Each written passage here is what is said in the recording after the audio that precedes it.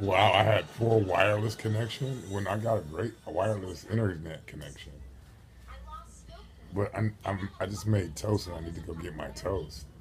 But I'm watching fucking the '70s show, and Jackie is having a dream about a fucking Wizard of Oz themed dream. And I'm seeing how the dynamic of Wizard of Oz operates within my own personal metaphor. I had a Wicked Witch of the West of the East, you know what I'm saying, my grandmother, my father's mother. And then I had a Wicked Witch of the West, which was my mother, and she utilized flying monkeys in the West. Because on the East, when I was on the East Coast, my grandmother was the predominant narcissist in my life.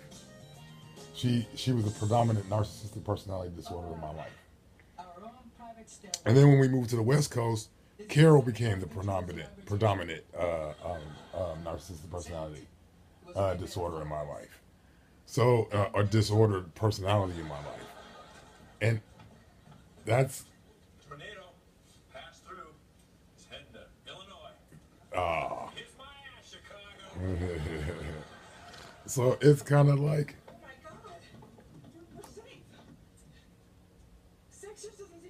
anymore.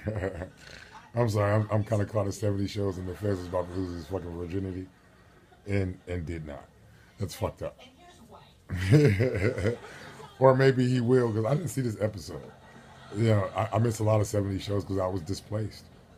I missed a lot of TV because I was displaced. And I see in the dynamic, you know what I'm saying, the narcissistic personality disorder, this dynamic or personality or family dynamic,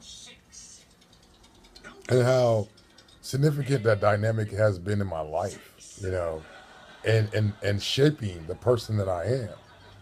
And I'm not necessarily angered by that. It's a reality. There's nothing I can do about it. You can't. The then and there is only viable in relationship to how it affects the here and now. But you can only. Oh, dude, and I'm reading The Future of the Mind. And Mikio Kaku is talking about how most animals are only in the present. And the fact that we think that our human intelligence is such a superior gift, but we work so hard from the Eastern standpoint, an Eastern philosophical standpoint, to be in the present moment. We be in the past. We be in the past.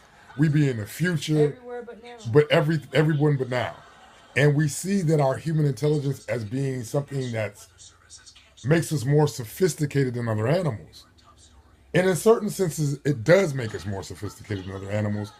But I really think that it's a product of our of our lack of sophistication, or our lack of adaptability to the environment. And that nature is such a compensator that it has given us this great compensation for our lack of adaptation, for our lack of compensation in relationship to our physiology's adaptive quality to the environment, to the ecosystem. And therefore this thing called psychology, this maladaptive psychology, has risen out of it because of our lack of connection. The reason why we need a religion and no other animal needs a religion, our lack of connection to nature. But then there's a disconnect in relationship to our maladaptive physiology. So therefore we have a maladaptive or unground or unsound ground consciousness, or a pseudo-epistemology in order to base our interaction with the environment on. This volitional function, which grew out of our maladaptive physiology.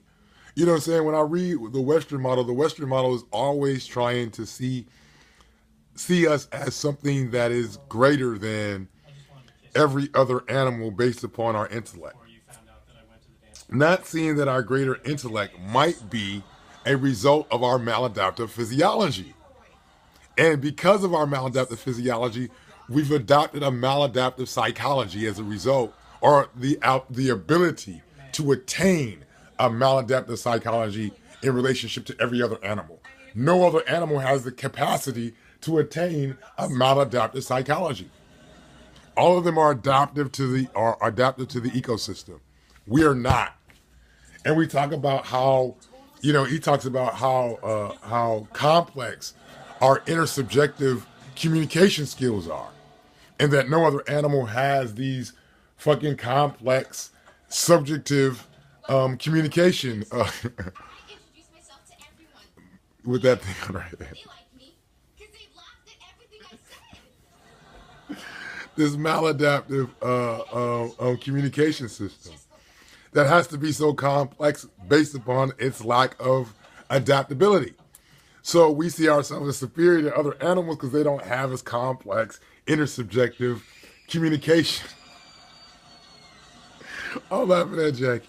Communication faculties or communication devices or had to adapt more intersubjective because we have these large, and he talks about these three specific theories in relationship to the adaptation of our intelligence. And they always are talking about, you know what I'm saying, more in line that they talk about our large intersubjective agreements and that fucking, you know, that other animals don't need these large intersubjective agreements in order to be adaptive to the environment.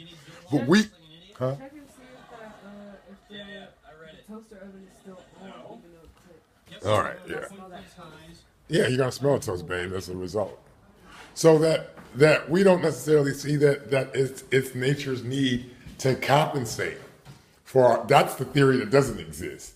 The theory that doesn't exist is that maybe that nature is a better God than the God of our imagination, and she created a compensation for our maladaptive physiology, and it happens within the moment.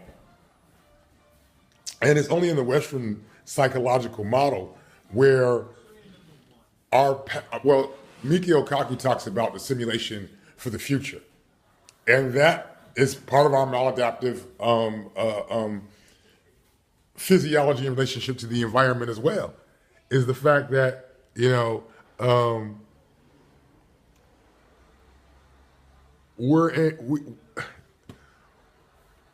that we're being compensated.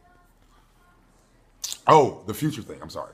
Future simulations using past experiences in order to simulate for the future, because we're not in the present.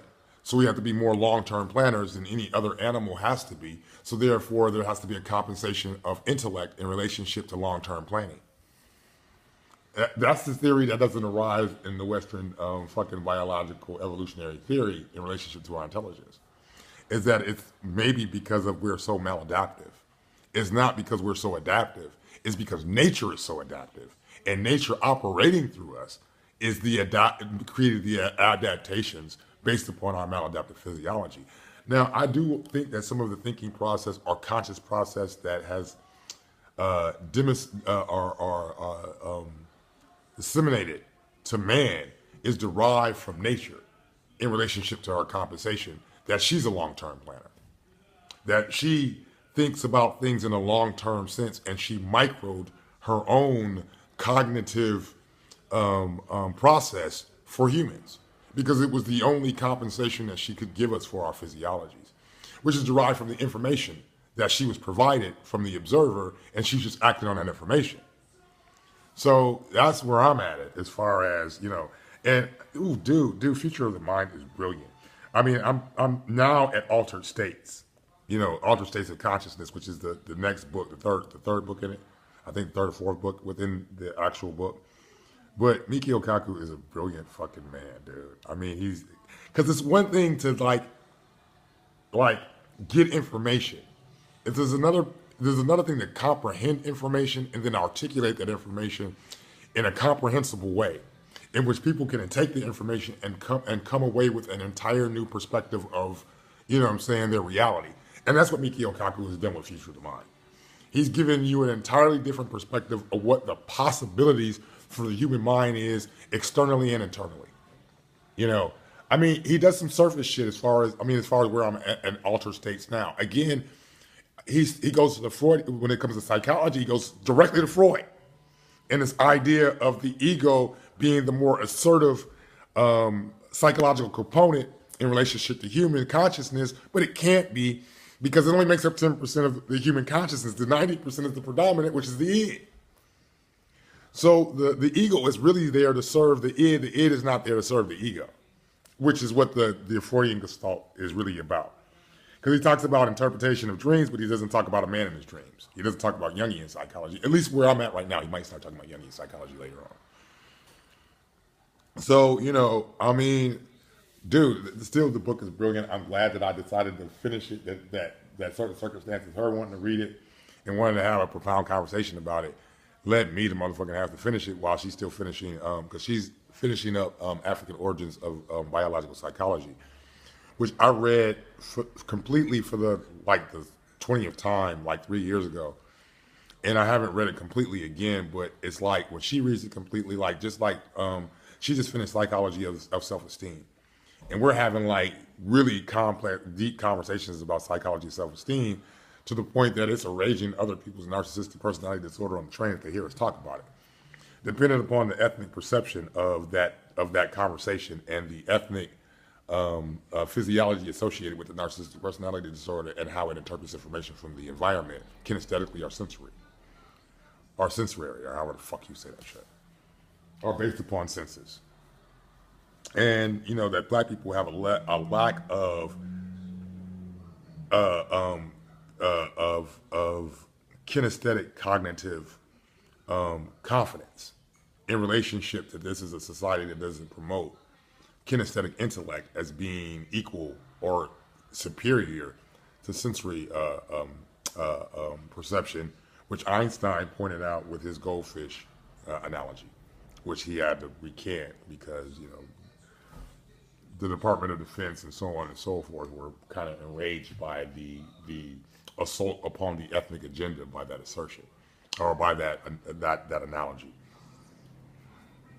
But here we go, bro. You know what I'm saying? It's like in relationship to all this bullshit, the fact that you can see the motivators in relationship to it, and that I keep on proving myself right by new information, that I don't have to reject new information in order to maintain my perspective. That, yeah, sometimes I have to accept new information that challenges old information, but generally that new information that challenges old information is more in line with the overall general theory, the Gnostic epistemological theory that we're developing.